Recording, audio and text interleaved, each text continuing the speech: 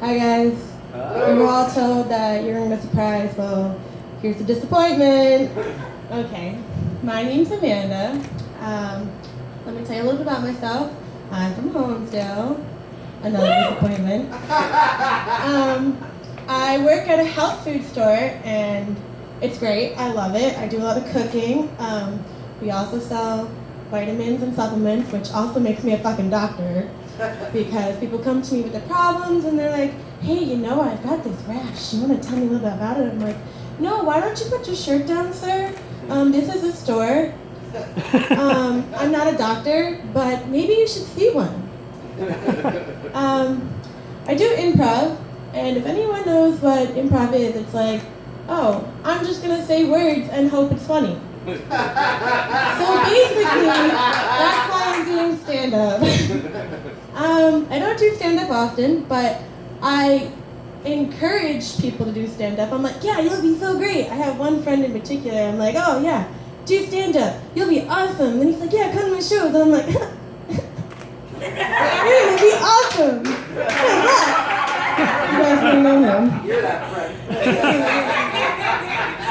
No one encourages me to do stand-up.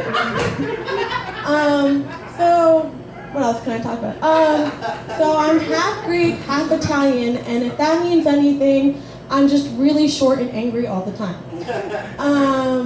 My mother is Greek and my father is Italian, and he's also really short and angry.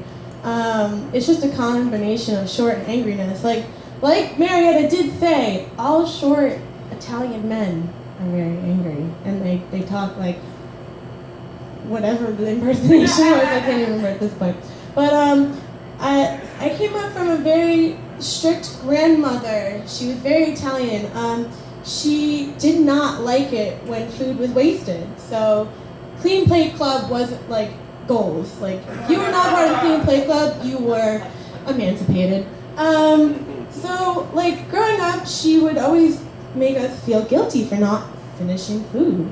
And she'd be like, oh sweetie, oh, let me not forget the religion. That came into play with food too.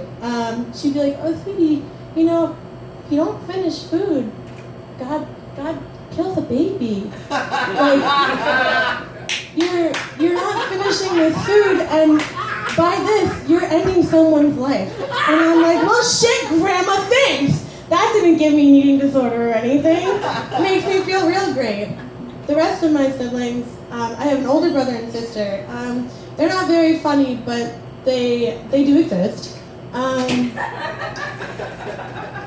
They're very quiet and like mellow, and they like to read books and listen to music and not talk to me because I'm a psycho.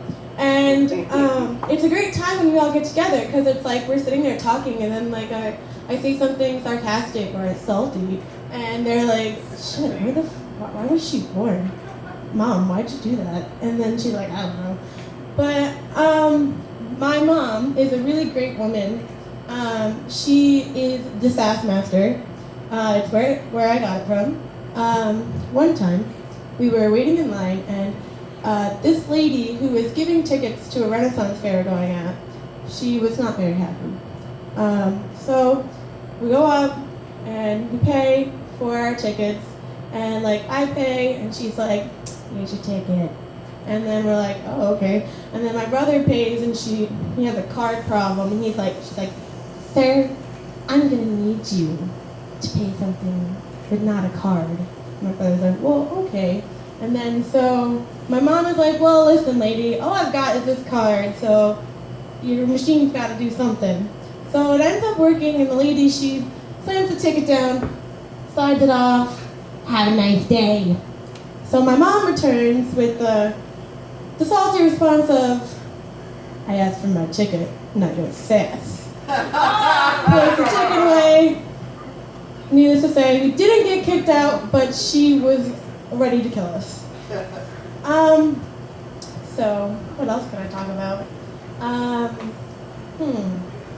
Well, a really great part about living in a small town is that you get to make up things to do.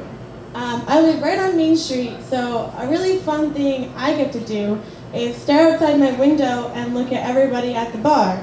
and just listen to them screaming and yelling. And I'm like, wow, I really love living here.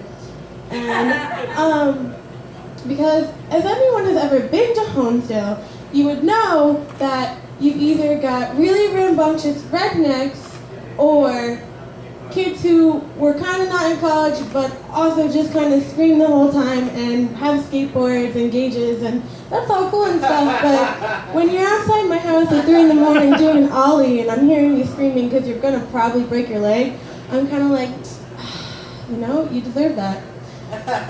A really also fun thing about living in a small town is that you know everyone. Kind of like being your own mayor. It's great because you're walking down the street and you're like, oh, hey, George, hey, Fran, oh, hey, Tim. Just keep going, saying hi to everyone. Wow, this is not a good time. So it's really fun living in a small town. There's also all these small events that people do all the time, and usually the same 13 people are there. Friend groups. Who needs Facebook to make a friend group when you can just see the same 13 people over and over again? It's great. I've always thought about what it would like to live in a city, and I think it's like a really cool idea, but I don't know what I would do if I couldn't see someone's face over and over and over again. Because in a city, like, you could only see the same person maybe once, and then never see them ever again. And then, like, I would want to try to, like, remember people's faces, and be like, there's that guy from February 2012. He was wearing a red scarf that day. I found him. Today the scarf is yellow.